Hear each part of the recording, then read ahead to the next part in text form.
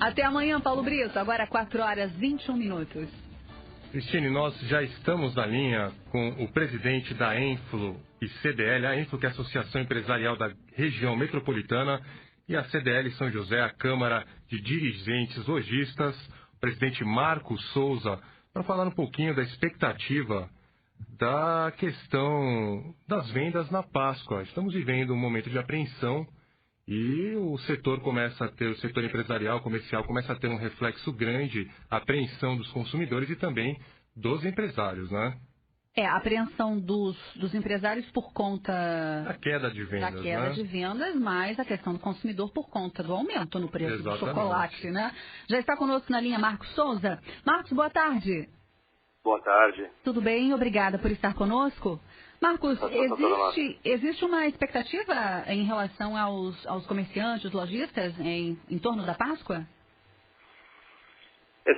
Toda data comemorativa é sempre muito bem-vinda ao comércio, né? São datas que movimentam, que alavancam as vendas, mas infelizmente, como vocês bem colocaram inicialmente, o cenário macroeconômico não é nada positivo, né? Nós estamos vivendo aí anos seguidos de baixíssimo crescimento do PIB, segundo dados do governo federal, né, dados que eu questiono. Acredito que em 2014 nós tivemos um PIB negativo, ou seja, uma retração na economia.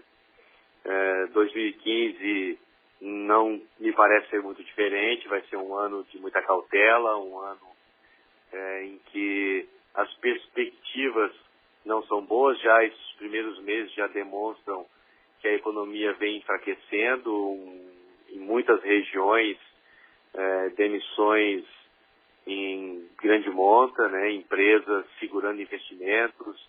Isso realmente faz com que o empresário seja mais cauteloso, né? A própria CNDL divulgou que a perspectiva é que as vendas da Páscoa sejam em torno de 2,5% a 3% menores em relação a 2014, né, no mesmo período. Então, é o que eu tenho dito já desde o início do ano.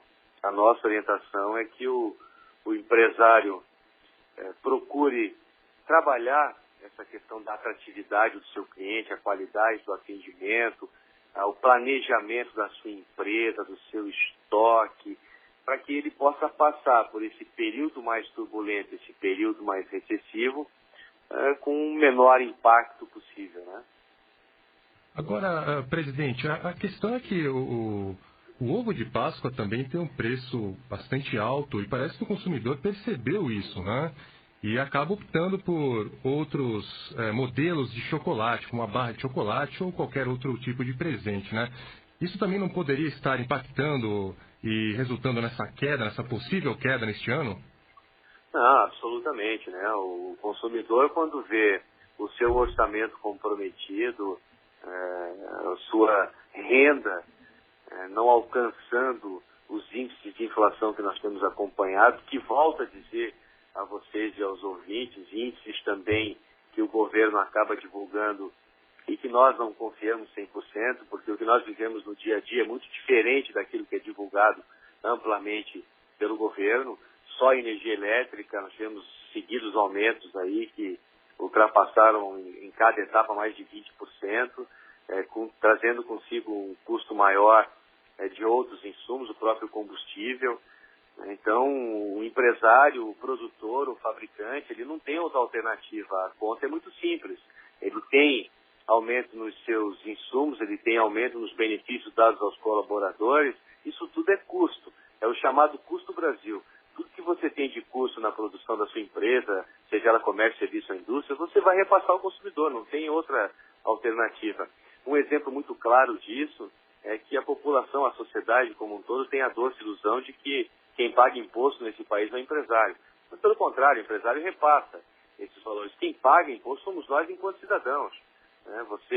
Um exemplo muito simples que eu dou aos meus funcionários, inclusive, é que você entra num supermercado com um carrinho de compras e gasta R$500. O que é imposto? É você sair com o mesmo carrinho e com R$250 no bolso. Isso é imposto. Então, nós pagamos uma carga tributária altíssima e, mais grave do que isso, não temos retorno.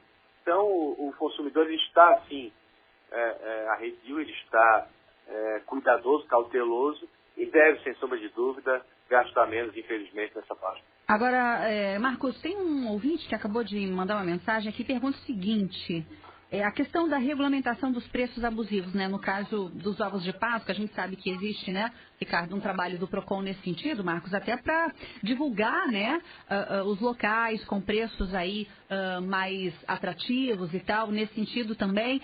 Em relação, Marcos, a outras datas, né, nesse mesmo período, foi melhor? A expectativa era mais positiva? Recentemente nós tivemos o período de fim de ano, que também teve uma retração em torno de 3%.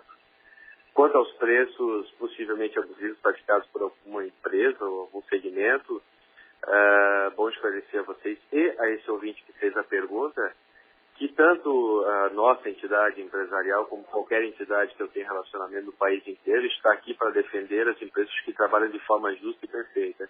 Ou seja, que tem uma visão de mercado de forma adequada, de forma correta. Agora, os abusos cometidos, como nós temos visto aí no cenário político, que acontece, infelizmente, também no cenário empresarial, nós temos o consumidor para fugir disso, para evitar isso.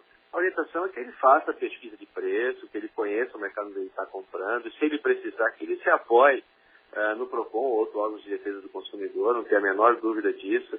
Num momento como esse, pesquisar e cuidar das suas compras, cuidar do seu orçamento familiar é fundamental. Ele já é importante em tempos, digamos assim, bons.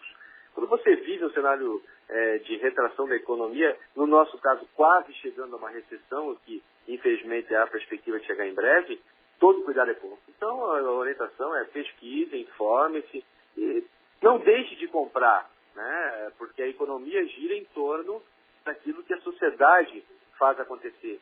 Se você não pode gastar o ticket médio que está anunciado aí pela FEComércio, pela pesquisa da FEComércio e da FCDL, que é em torno de R$158, gaste de acordo com o seu orçamento, gaste menos, mas não deixe de comemorar a data, não deixe de prestigiar os seus filhos, enfim, sobrinhos, netos, mas faça isso de forma comedida, de forma organizada, de forma planejada, e tenho certeza que num país como o nosso, que tem um potencial muito grande, e com o apelo que as ruas têm feito, com o apelo que a sociedade tem feito, a gente em pouco tempo vai estar revertendo esse quadro e vivendo aí melhores momentos econômicos. Agora, Marcos, essa pesquisa da FCDL e também da FEComércio, da qual por pessoa se gastaria R$158, ela não é otimista ou ela está equilibrada em relação aos anos anteriores? Como é que é? Porque a FCDL ela faz a pesquisa a nível estadual, né? E assim como aconteceu no ano passado, o ticket médio nas compras de final de ano variaram de uma forma bastante grande. Você chegando a tickets, por exemplo, na região de Lages, que estavam quase o dobro do valor da região sul.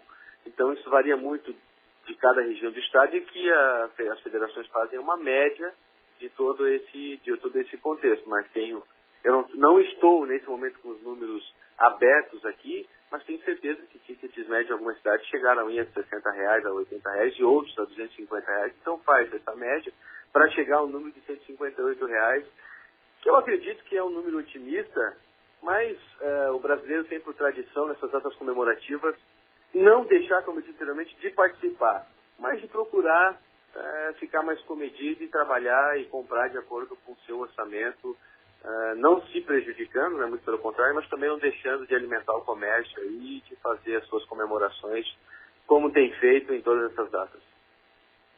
Tá certo. Marcos Souza, presidente da Enflo e CDL São José. Marcos, muito obrigada, viu? Sempre bom tê-lo aqui na Guarujá. Eu que agradeço.